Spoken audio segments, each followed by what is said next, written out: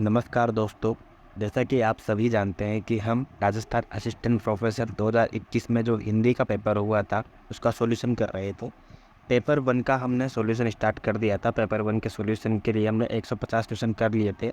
आज हम पेपर दो का सॉल्यूशन करेंगे जिसमें भी 150 प्रश्न आए हैं। आपको पता होगा ही सही कि पेपर वन में 150 प्रश्न, पेपर दो में 150 प्रश्न और पेपर तीन जो राजस्थान जीके का होता है उसमें 100 प्रश्न आते हैं। पेपर वन और पेपर टू दोनों हिंदी के होते हैं। पेपर वन हम कंप्लीट कर चुके हैं। पेपर टू के क्वेश्चन देख लेते हैं आज।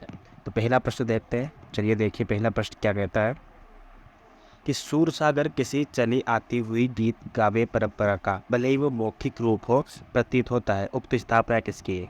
सूरसागर यानी कि सूरदास की जो रचना है सूरसागर किसी चली आती हुई गीत काव्य परंपरा का भले ही वो मौखिक रूप हो विकास प्रतीत होता है। जो ये पंक्तियाँ ये रामचंद्र शुक्ल की पंक्तियाँ ही है। हम देख सकते हैं उनके इतिहास पे ये पंक्तियाँ हैं। दूसरा प्रश्न देखिए कि चौपाई दोहे का सबसे पुराना प्रयोग शायद यही है। जो कुछ पुराना साहित्य उपलब्ध है उससे लगता है कि पूर्वी प्रदेश के बौद्ध सिद्धों ने ही इस शैली में लिखना शुरू किया था। सरहपा विषय ये कथन किसका है? देखो रामचंद्र शुक्ल ने सरहपा और नाथ साहित्य इन पर मतलब ज़्यादा कुछ कहा नहीं है, मतलब बोला नहीं है इनके लिए ना, मतलब इनको इग्नोर किया, इनको साहित्य भी नहीं माना। तो ये रामचंद्र शुक्ल की पंक्तियाँ तो हो ही नहीं सकती। अगर हम बात करें कि चौपाई दोहे का सबसे पुराना प्रयोग शायद यही है। जो कुछ पुराना साहित्य, पुराना साहित्य यहाँ से याद करो तो पुराना साहित्य बौद्ध सिद्धों ने, पूर्वी प्रदेश के बौद्ध सिद्धों ने ही इस शैली में लिखना शुरू किया था। ये जो पंक्तियाँ हैं ये पंक्तियाँ हैं राव हजारी प्रसाद द्विवेदी की, ठीक है ना। राहुल सांकृत्यायन की नहीं है, याद रखना आप। राहुल सांकृत्यायन ने सिर्फ इन रचनाओं को ढूंढने में बहुत ज़्यादा हेल्प की थी, ठीक है ना। पर ये जो पंक्तियाँ हैं वो हजारी प्रसाद द्विवेदी की है। राहुल सांकृत्यायन ने हिंदी का पहला कवि सरहपा को माना है जिसका समय था 729, ठीक है। अगला प्रश्न देखिए आप कि इनमें से कौन सा सुमेलित नहीं है। सुमेलित नहीं है बताना है। चंद्रबारा राष्ट्र रचना है वो आशुक की है, कवि आशुक की है, ठीक है ना। स्तूरीभद्र रास है ना वो गलत है, वो विजय सेन सूर्य की नहीं है।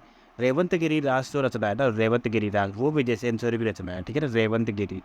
बाकी जो स्थूलीभद्र रास है विजय सेन सूर्य की नहीं है। उक्ति व्यक्ति प्रकरण दामोदर पंडित सही है। वर्ण रत्नाकर ज्योतिश्वर ठाकुर की रचना है, सही है, ठीक है ना। तो जो तीसरे प्रश्न का सही उत्तर होगा वो दूसरा होगा क्योंकि ये युग्म सुमेलित नहीं है। चौथा प्रश्न देखिए, आचार्य रामचंद्र शुक्ल की दृष्टि से कौन सा कथन सही नहीं है? आचार्य रामचंद्र शुक्ल की दृष्टि से कौन सा कथन सही नहीं है? आचार्य रामचंद्र शुक्ल ने ही पद्मावत का संपादन किया था जिसमें पद्मावत के साथ अखरावत और आखिरी कलाम भी उसमें सम्मिलित थी जो उन्होंने संपादित की थी रचना। तो पहला प्रश्न देखिए कि अखरावत को लेकर, अखरावत में वर्णमाला में एक एक अक्षर को लेकर सिद्धांत संबंधित चौपाइयाँ कही गई है, एकदम सही कथन है, इसमें कोई डाउट नहीं है। आखिरी कलाम में कयामत का वर्णन है, यह भी सही है। पद्मावत में प्रेम गाथा की परंपरा, पद्मावत में प्रेम गाथा की परंपरा पूर्ण प्रौढ़ता को प्राप्त मिलती है। पद्मावत में प्रेम गाथा की परंपरा पूर्ण प्रौढ़ता को प्राप्त मिलती है, ये भी सही है। पद्मावत एकदम पूर्ण प्रौढ़ रचना है जायसी की। और पद्मावत पूर्णतया ऐतिहासिक तथ्यों पर आधारित है, ये कि गलत हो गया है क्योंकि पद्मावत पूर्णतया यानी कंप्लीट संपूर्ण रचना जो है वो ऐतिहासिक तथ्यों पर नहीं है, कुछ तथ्य इसमें काल्पनिक भी है। तो चौथे क्वेश्चन में जो गलत क्वेश्चन हो जाएगा, गलत आंसर हो जाएगा, चौथा उत्तर हो जाएगा, ठीक है। पांचवा प्रश्न देखिए कि मंचन कृत मधुमालती के संबंध में कौन सा कथन सही नहीं है, ठीक है। यहाँ पे भी गलत कथन छाटना है हमें। इसकी कथा पूर्ण रूप से ऐतिहासिक है। देखो ये पहला जो ऑप्शन आया ना इसलिए गड़बड़ कर दी, क्योंकि जो सूफी रचनाएं ना और जो भक्तिकालीन रचनाएं लिखी गई है ये सभी पूर्ण रूप से ऐतिहासिक हो ही नहीं सकती। इसमें कल्पना का तो मिश्रित था ही सही है ना, जैसे कि भगवान का आना बीच बीच में, बहुत सारे ऐसे तथ्य हैं। ये पूर्ण रूप से ऐतिहासिक है, यही कथन गलत हो जाएगा, इसलिए हमारा सही उत्तर हो जाएगा पहला, ठीक है। बाकी बाकी ऑप्शन देखो, अब चौथा ऑप्शन देखो कि इस पर 5 अर्धालिए यानी कि चौपाइयों के बाद दोहा का प्रयोग है, ये सही बात याद रखना आप। मंजन की रचना है मधुमालती, ठीक है। 1545 का समय है, 1540 समय है पद्मावत का। छठा क्वेश्चन देखिए आप, कबीर ऐसे मिलन बिंदु पर खड़े थे जहाँ से एक और हिंदुत्व निकल जाता दूसरी ओर मुसलमान तत्व, ठीक है। कबीर नाम की पुस्तक भी लिखी है हजारी प्रसाद द्विवेदी ने। कबीर को एक भक्त कवि के रूप में जो स्थापित करने का काम किया था वो हजारी प्रसाद द्विवेदी ने किया है। इस प्रश्न का जो सही उत्तर होगा वो होगा हजारी प्रसाद द्विवेदी, याद रखिएगा। छठे का आंसर हजारी प्रसाद द्विवेदी। हिंदी प्रेमाख्यान काव्य परंपरा से संबंधित असंगत कथन कौन सा? हिंदी प्रेमाख्यान परंपरा यानी कि वही सूफी काव्य की बात कर रहे हैं यहाँ पे। हिंदी प्रेमाख्यान काव्य परंपरा से असंगत कथन बताना है हमें कि निर्विवाद रूप से सभी प्रेमाख्यान तत्सम शब्दावली प्रदान अवधि भाषा में रचित है, यही गलत हो जाएगा निर्विवाद रूप से। ऐसा नहीं है, क्योंकि जो इनकी भाषा थी वो अवधि तो थी सही, लेकिन तत्सम प्रधान नहीं थी। कहीं ना कहीं ठेठ अवधि का भी इन्होंने प्रयोग किया है, और जो इनकी लिपि थी फारसी लिपि में का इन्होंने प्रयोग किया है। तो पहला ऑप्शन ही गलत हो जाएगा। ये काव्य प्रबंधात्मक शैली में रचित है, ये एकदम सही है।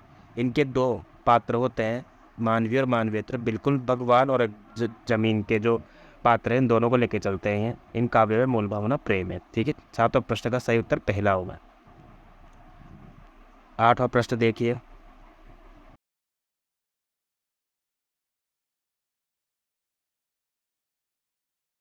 ठीक है दोस्तों, आठवां प्रश्न देखिए कि कबीर जो कुछ कहते थे शास्त्रीय ज्ञान के आधार पर कहते थे। ये गलत है बिल्कुल एकदम। कबीर जो कुछ कहते थे वो शास्त्रीय ज्ञान के आधार पर नहीं कहते थे, क्योंकि वो अपने अनुभव के आधार पर कहते थे। ये गलत है। ठीक है ना, आठवें का जो पहला विकल्प है वो गलत है। ठीक है ना, क्योंकि मसीह का अगर छुयो नहीं, ये पंक्ति आई है ना, कभी उन्होंने पढ़ा नहीं है ना, बिल्कुल ये सब उनको उनकी खुद का कहना है। तो ये पहला तो वैसे ही गलत हो जाएगा। तो ये अपनी गलत मान लेते हैं कि आधार पर सही विकल्प तो पहला गलत है।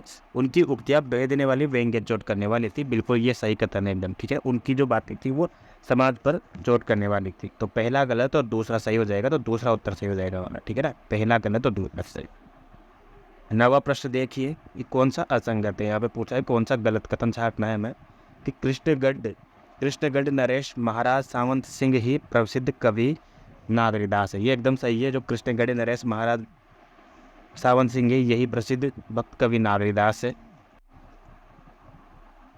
दूसरा ऑप्शन है, गागरोनगढ़ के राजा संत पीपा ने स्वामी रामानंद से दीक्षा ली थी। ये भी सही कथन है एकदम, क्योंकि जो गागरोनगढ़ के जो राजा थे संत पीपा, उन्होंने ही रामानंद से शिक्षा ली थी। और बाद में ये भी जो राजा थे यही भक्त बन गए थे, और यही मतलब एकदम इन्होंने अपना राजा वगैरह जो था वो सब छोड़ दिया था, राजपाट। तीसरा है कि जम्बनाथ ने अपने आदर्शों के प्रचारार्थ ब्रह्म संप्रदाय की स्थापना की है। नहीं, ये गलत है, क्योंकि जो ब्रह्म संप्रदाय की स्थापना है वो जम्बनाथ ने नहीं की है, तो ये गलत हो जाएगा। ठीक है, चौथा हो जाएगा अपना, सहोजाबाई ने ब्रह्म तत्व का निर्गुण सगुण निरपेक्ष अनिर्वचनीय स्थिति का अनुभूति पूर्वक वर्णन किया। ये एकदम सही है कि सहजोबाई और दयाबाई जो थी वो चरणदास की शिष्या थी, और इन्होंने अनिर्वचनीय स्थिति का अनुभूतिपूर्व वर्णन किया है। ठीक है, जो हम संप्रदाय पढ़ते हैं वो पढ़ते हैं भक्ति काल में, जिसमें श्री संप्रदाय, ब्रह्म संप्रदाय, निम्बाम संप्रदाय, विभिन्न प्रकार के संप्रदाय पढ़ते हैं। ठीक है, जो ब्रह्म संप्रदाय है उसके प्रवर्तक है मध्वाचार्य। ठीक है ना, याद रखिएगा, मध्वाचार्य ब्रह्म संप्रदाय के प्रवर्तक हैं। 10वां प्रश्न देखते हैं। पुष्टि मार्ग को जहाज है जात है, सो जाको कछु लेना होए सो ले। ठीक है, यानी पुष्टि मार्ग का जहाज जा रहा है, सूरदास की मृत्यु के सन्निकट जाकर यह शोकार्थ वचन किसके हैं। देखिए दोस्तों, कभी कभी ये प्रश्न बहुत बार आया है, पुष्टि मार्ग का जहाज जाते ये सूरदास के लिए कहा गया है, आपको याद होना चाहिए पहली बार। दूसरा, इसमें कभी कभी सही उत्तर वल्लभाचार्य भी मानते हैं और कभी कभी विट्ठलनाथ भी मानते हैं, लेकिन जो इसका सही उत्तर होगा वो विट्ठलनाथ होगा। लेकिन कभी यदि ऑप्शन में वल्लभाचार्य विट्ठलनाथ नहीं दिया हुआ हो तो आप वल्लभाचार्य भी चूज़ कर सकते हो, लेकिन इसका वाक्य में सही उत्तर है वो विट्ठलनाथ होगा। ठीक है ना, वल्लभाचार्य के पुत्र थे विट्ठलनाथ। ठीक है, अष्टछाप के 8 कवि थे, जिसमें 4 वल्लभाचार्य के शिष्य थे, 4 विट्ठलनाथ के शिष्य थे। 11वां प्रश्न देखिए अब, कि उन्होंने रचना नैपुण्य का भद्दा प्रदर्शन नहीं किया है क्या, और शब्द चमत्कार आदि के खिलवाड़ में भी वे नहीं फंसे हैं। उनकी इसी भाषा की सफाई और किसी कवि कर्म में नहीं है। शुक्ल जी का ये कथन किस कवि के विषय में है। अगर बात आए कि शुक्ल जी का सबसे पसंदीदा कवि कौन है, शुक्ल जी का सबसे फेवरेट कवि कौन है, तो वो तुलसीदास है। तो इसमें अपन आँख बच के लगा देंगे कि तुलसीदास के लिए ये पंक्तियाँ कही गई है। ठीक है, रामचंद्र शुक्ल ने। 12वां प्रश्न देखिए, कवि विवेक एक नहीं मोरे, सत्य कहूँ लिखी कागज कोरे। बहुत प्रसिद्ध पंक्तियाँ हैं, तुलसीदास की पंक्तियाँ हैं। ठीक है ना, ये विनियोक्ति किस कवि की है, तुलसीदास। भाषाभूषण किसका ग्रंथ है, ये भाषाभूषण जसवंत सिंह जो राजा थे, जसवंत सिंह, उनका ग्रंथ है ये, याद रखिएगा, भाषाभूषण जसवंत सिंह का। 14वां प्रश्न देखिए कि निर्गुण भक्ति में जो गुरु को वही प्राप्त है जो साधना के अन्य रूपों में ज्ञान मार्गों, सगुण भक्ति या रहस्यवाद में प्राप्त है। ठीक है, ये सही कथन है एकदम, कि निर्गुण भक्ति में गुरु को वही महत्व प्राप्त है जो साधना के अन्य रूपों में ज्ञान मार्ग, सगुण भक्ति या रहस्यवाद में प्राप्त है। ये पहला एकदम सही क्वेश्चन है। निर्गुण भक्ति का आलंबन निराकार और अगोचर तथा सगुण भक्ति का आलंबन साकार एवं गोचर है। दोनों कथन एकदम सही है, दोनों कथनों में कोई गलती नहीं है। 15वां क्वेश्चन देखिए, मूल गोसाई चरित्र किसकी रचना है। जो मूल गोसाई चरित्र है किसकी रचना है ये, मूल गोसाई चरित्र बेनी माधवदास की रचना है। ये बहुत इंपॉर्टेंट ग्रंथ है, याद रखना। मूल गोसाई चरित्र फैनी माधवदास। 16 प्रश्न देखिए कि राजस्थान से संबंधित कौन सा भक्त संप्रदाय नहीं है। निरंजनी संप्रदाय राजस्थान से संबंधित है। दशनाथी संप्रदाय राजस्थान से संबंधित है। लालदासी संप्रदाय, लालदास जी जो इसके प्रवर्तक हैं, ये भी राजस्थान से संबंधित है।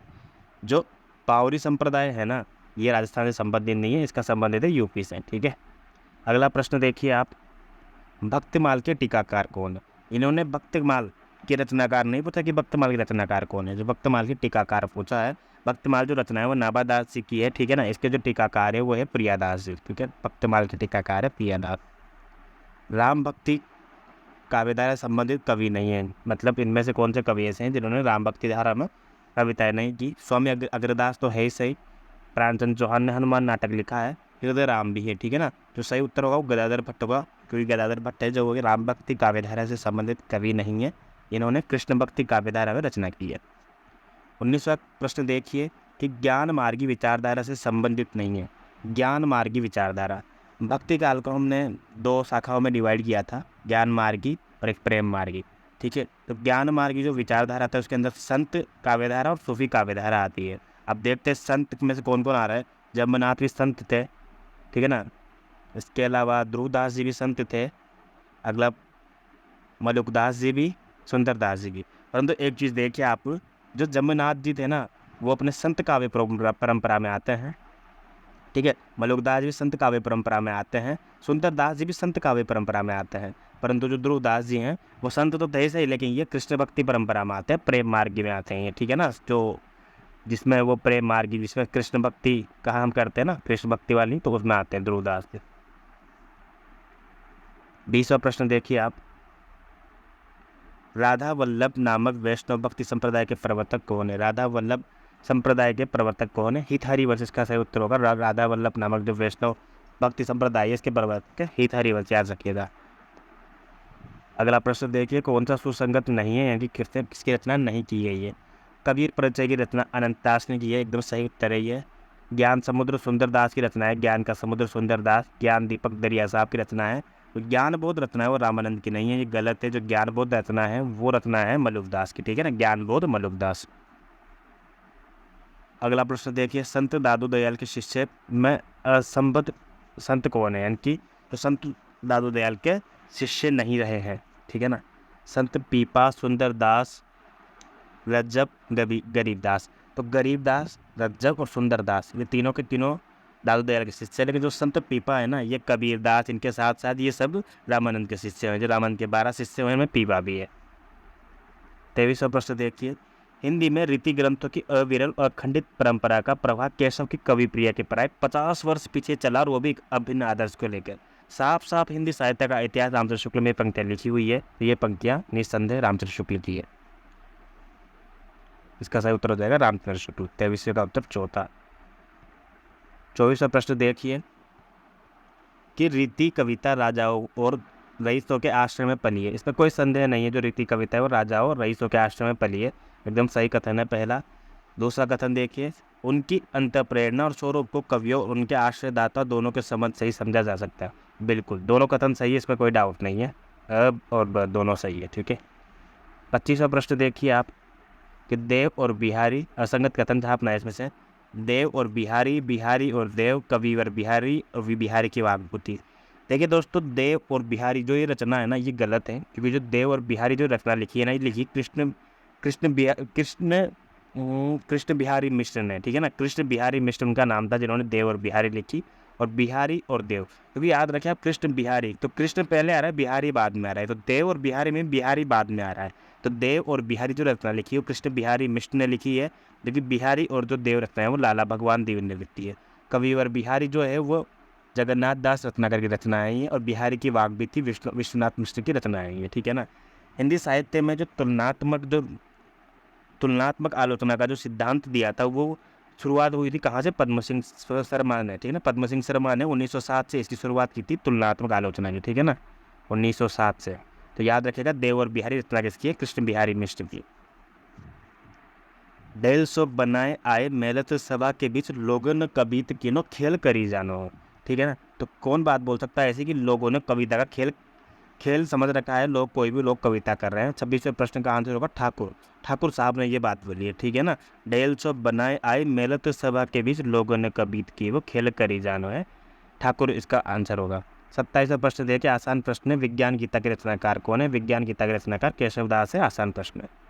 28वां प्रश्न देखिए आप, कि निम्नलिखित में से कौन सा ग्रंथ मात्र अलंकार निरूपक नहीं है? मात्र अलंकार निरूपक नहीं है, यानी कि वो सर्वांग निरूपक ग्रंथ भी हो सकता है, वो रस निरूपक भी हो सकता है, नायिका भेद से संबंधित भी हो सकता है। तो ललित ललाम हम देखते हैं, पहला ललित ललाम, तो ये भी अलंकार ग्रंथ है। शिवराज भूषण अलंकार ग्रंथ है। कवि कुल कंठाभरण अलंकार ग्रंथ है। लेकिन कवि कुल कल्पतरु, जब नाम में तरु लगा हुआ है, इसका मतलब पेड़, और पेड़ में सब कुछ आते हैं, टहनियाँ, पत्ते, फूल भी आते हैं कुछ कुछ पेड़ों में। तो इसका मतलब ये ऐसे ट्रिक से याद रखिए, कवि कुल कल्पतरु तो सब है इसके अंदर, तो ये एक सर्वांग निरूपक ग्रंथ है, याद रखना, कवि कुल कल्पतरु सर्वांग निरूपक ग्रंथ है। 29वां प्रश्न देखिए, कौन सा रचना मात्र पिंगल या छंद निरूपक नहीं है? ठीक है ना। अब इसमें साफ दिया हुआ है कि कौन सी रचना मात्र छंद, पिंगल या छंद निरूपक नहीं है। नहीं है नहीं, यहाँ पूछा हुआ है कि कौन सी है, ध्यान, नहीं है नहीं दिया हुआ है, ध्यान रखिएगा, ध्यान से पढ़ना है क्वेश्चन को बिल्कुल, है ना। नहीं है नहीं दिया हुआ है, यहाँ पे जो रचना छंद निरूपक है उसका चयन करना है। तो देखिए दोस्तों, जिस रचनाओं में पिंगल या व्रत या कौमुदी आ जाए ना, समझ लीजिए वो जो रचना है वो छंद से संबंधित रचना है। यहाँ पे व्रत विचार जो होगा इसका सही आंसर होगा, ठीक है ना। पिंगल छंद निरूपक है, व्रत विचार। कौन सी रचना नायिका भेद से संबंधित नहीं है? अब रचना आ गया है, कौन सी रचना नायिका भेद से संबंधित नहीं है? तो यहाँ पे सही उत्तर होगा पद्माभरण। जो पद्माभरण है ना, ये नायिका भेद से संबंधित नहीं है। बाकी जगत विनोद, सुधानिधि तोष की, सुखसागर तरंग देव की, जगत विनोद जो पद्माकर की रचना है, तो ये तीनों की तीनों रचनाएं नायिका भेद से संबंधित है। बाकी पद्माभरण जो है वो नायिका भेद से संबंधित रचना नहीं है। 31वां प्रश्न है, सर्वांग विविध काव्यांग विवेचक आचार्य नहीं है, यानी कि जिन्होंने रस अलंकार सब में बात की है, तो कौन से आचार्य ऐसे नहीं जो सर्वांग निरूपक है? इसका सही उत्तर हो जाएगा तोष, ठीक है ना। तोष जो है वो सर्वांग निरूपक आचार्य नहीं है। बाकी प्रतापशाही, सोमनाथ से रचनाएं रस पीयूष निधि, ठीक है ना। भिखारी दास की है काव्य निर्णय, श्रृंगार निर्णय, ठीक है ना। ये याद, छंदार नव पिंगल, ये भिखारी दास की रचना है। 32वां प्रश्न देखिए आप, कि रीतिकाल के विषय में कौन सा कथन सही नहीं है? पहला ऑप्शन देखो आप, कि सजीव श्रृंगार की एक अदम्य लिप्सा इस युग के साहित्य में प्रतिबिंबित है। सजीव श्रृंगार की एक अदम्य एक सेकंड, सजीव श्रृंगार की एक अदम्य लिप्सा इस युग के साहित्य में प्रतिबिंबित है। बिल्कुल, सजीव श्रृंगार की एक अदम्य लिप्सा इस युग के साहित्य में प्रतिबिंबित है, एकदम सही कथन है यहाँ पर। कुछ रचनाओं के में मुख्यतः काव्य शास्त्र सिद्धांतों को छंदबद्ध किया है, तो कुछ रचनाएं लक्षण मुक्त है, यह भी एकदम सही बात है। केशवदास जैसे आचार्य, भिखारी दास आचार्य, ठीक है ना, कुलपति मिश्र, इन्होंने काव्य शास्त्र रचनाएं भी लिखी है, ठीक है ना। काव्य शास्त्र सिद्धांतों को भी छंदोबद्ध किया है, उनके बारे में भी रचना की है। इसके साथ अगला क्वेश्चन है कि इस रीतिकाल में रीति ग्रंथ लक्षण ग्रंथ संस्कृत लक्षण ग्रंथों से पूर्णतया मुक्त है। ये देखो फिर से पूर्णतया शब्द आ गया है। कोई भी जो काल होता है ना, संस्कृत लक्षण ग्रंथ चाहे पूर्णतया मुक्त नहीं हो सकता है, इसलिए यहाँ पे सही उत्तर ये गलत हो जाएगा, क्योंकि ये सही कथन नहीं है रीतिकाल के बारे में। 33वां प्रश्न देखिए आप, कि आचार्य लोग तो कविता करने की रीति सिखलाते हैं, अनुसार से ये कहते हैं कि अमुकामुक विषयों के वर्णन में अमुक प्रकार के कथन उपयोगी है और अमुक प्रकार के अनुपयोगी। ये कथन किस आचार्य का है? ये कथन किसका है बताना है आपको। तो आचार्य लोग तो कविता करने की रीति बताते हैं।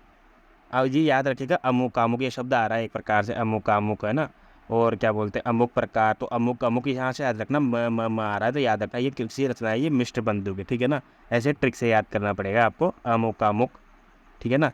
तो आचार्य लोग तो कविता करने की रीति सिखलाते हैं, मानो वो संसार से ये कहते हैं कि अमुक विषयों के वर्णन में अमुक प्रकार के कथन उपयोगी है और अमुक प्रकार के अनुपयोगी। ये कथन किसका है? मिश्र बंधुओं का।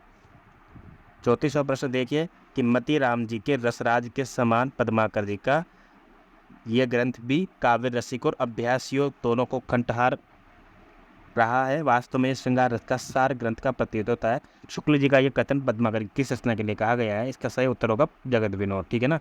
रामचंद्र शुक्ल की हिंदी साहित्य के इतिहास में ये पंक्तियां लिखी हुई है। 35वां प्रश्न देखिए, भक्तिकालीन राम काव्य धारा के विषय में गलत कथन कौन सा है? असंगत कथन। इसमें साहित्य में तुलसीदास का प्रमुख स्थान है, बिल्कुल तुलसीदास जी का सर्वोच्च स्थान भी है। लोक संग्रह की भावना मिलती है, बिल्कुल। यह काव्य अवधि और ब्रज दोनों भाषा में रचित है। बिल्कुल, कुल तुलसीदास ने काफ़ी सारी रचनाएं अवधि में और काफ़ी सारी रचनाएं ब्रज में रची हुई है। यह कृष्ण काव्य के प्रभाव से पूर्णतः मुक्त, फिर से यहाँ पूर्णतः शब्द आ गया है, तो पूर्णतः मुक्त कैसे हो सकता है? खुद तुलसीदास जी ने जानकी मंगल और क्या बोलते हैं कृष्ण से संबंधित कृष्ण गीतावली लिखी है, ठीक है ना। तो कृष्ण के काव्य से पूर्णतः मुक्त नहीं है, तो यही क्वेश्चन गलत हो जाएगा, यही ऑप्शन गलत हो जाएगा। 35वें का आंसर 4। 36वां प्रश्न देखिए कि केशवदास के कृतित्व विषय कौन सा कथन सही नहीं है। 36वें का देखेंगे हम कि रामचंद्रिका में कथा में क्रमबद्ध रूप और अवसर के अनुकूल विस्तार संकोच का विशेष ध्यान रखा गया है, ठीक है ना। पहला ऑप्शन हो गया। दूसरा है इन सबसे अधिक कल्पना अलंकार संबंधी है, इनकी सबसे अधिक कल्पना अलंकार संबंधी है, ठीक है ना। चमत्कार प्रदर्शन के कारण इनकी रचनाओं में भाव पक्ष अपेक्षा कला पक्ष प्रदान हो गया, ये एकदम सही कथन है। तो एकदम कवि प्रिया, रसिक प्रिया और छंदमाला लक्षण करते हैं। यहाँ पे हमें छाप नहीं केशवदास के कृतित्व विषय कौन सा कथन सही नहीं है। तो जो पहला ऑप्शन है ना, आप देखो एक बार कि रामचंद्रिका के कथा में क्रमबद्ध रूप और अवसर के अनुकूल विस्तार संकोच का विशेष ध्यान रखा गया है, यही गलत है, ठीक है ना। क्योंकि इसमें क्रमबद्धता का और अवसर के अनुकूल विस्तार संकोच का ध्यान बिल्कुल नहीं रखा गया है, ये इसमें कमी मिलती है। तो क्या 36वें क्वेश्चन का आंसर हो जाएगा पहला। 37वां प्रश्न देखिए कि निम्नलिखित में से कौन सी रचना है सारी की सारी भिखारी दास जी की है। तो जैसा कि मैंने आपको बताया था, काव्य निर्णय, रस सारांश, छंद और नव पिंगल, ठीक है ना। इसका सही उत्तर हो जाएगा चौथा वाला, क्योंकि काव्य निर्णय, रस सारांश और छंद और नव पिंगल ये सारी की सारी रचनाएं और श्रृंगार निर्णय ये सारी की सारी रचनाएं भिखारी दास की है। अगला प्रश्न देखिए 38वां कि मतीराम से संबंधित कौन सा कथन सही नहीं है। मतीराम से संबंधित कौन सा कथन सही नहीं है। रसराज और ललित लाभ इनकी ख्याति के मुख्य आधार है, ठीक है, पहला एकदम सही है। रसराज श्रृंगार रस और नायिका भेद का ग्रंथ है, ये भी सही है। जो रसराज ग्रंथ है इनका वो श्रृंगार रस और नायिका भेद का है। रसराज के नायक नायिका अत्यधिक चतुर और क्रिया विदग्ध, ये गलत हो जाएगा, क्योंकि मतीराम ने बिल्कुल ऐसी रचनाएं नहीं लिखी है जिनमें क्रियाकलाप या काम वासना को उन्होंने अब स्थान दिया है। तो नायक नायिका अत्यधिक चतुर और क्रिया विदग्ध, ये गलत कथन है रसराज के लिए। ललित ललाम में अलंकार के लक्षण और उदाहरण दिए गए हैं, ये एकदम सही है। तो ललित ललाम मतीराम का ग्रंथ है, वो अलंकार ग्रंथ है, याद रखना। कौन सा कथन भूषण के व्यक्तित्व और उनके कृतित्व के संबंध में सही नहीं है। सही नहीं है जो कथन, इनकी कविता वीर रस प्रधान है, एकदम सही बात है। अगला ऑप्शन है कि शिवराज भूषण और छत्रसाल दशक इनके प्रबंध काव्य हैं, इसके बाद देखते हैं। तीसरा ऑप्शन देखिए आप कि रुद्र सोलंकी ने इन्हें भूषण उपाधि से विभूषित किया, ये भी सही है। और रीतिकार के रूप में इन्हें अधिक सफलता नहीं मिली है, ये भी एकदम सही है कि रीतिकार के रूप में इन्हें अधिक सफलता नहीं मिली है। तो यहाँ जो हमारा सही उत्तर है कि कौन सा इनके व्यक्तित्व कृतित्व के बारे में सही नहीं होगा, दूसरा ऑप्शन, क्योंकि जो शिवराज भूषण और छत्रसाल दशक है वो इनके प्रबंध काव्य नहीं है, ठीक है ना, याद रखना इनके मुक्तक काव्य है। अगला प्रश्न देखिए, जो 39 शिवराज भूषण है ना, ये तो इनका अलंकार ग्रंथ है, ठीक है ना, व्याकरण से संबंधित ग्रंथ है इनका, ठीक है ना, याद रखना आप। तो ये अगर इन दोनों में से एक भी गलत हो गया तो वो तो पूरा ऑप्शन ही गलत हो गया, ठीक है। 40वां प्रश्न देखो, देवकरत सुख सागर तरंग को नायिका भेद का एक विषय को समझना चाहिए। ये सरस्वती पांडे और नगेंद्र किताब दोनों में ये पंक्तियाँ दी हुई है, पहली पंक्ति दी हुई है, ये डॉक्टर नगेंद्र की पंक्तियाँ हैं, ठीक है ना। डॉक्टर नगेंद्र ने कहा था कि देवकरत सुख सागर तरंग को नायिका भेद का एक विषय को समझना चाहिए।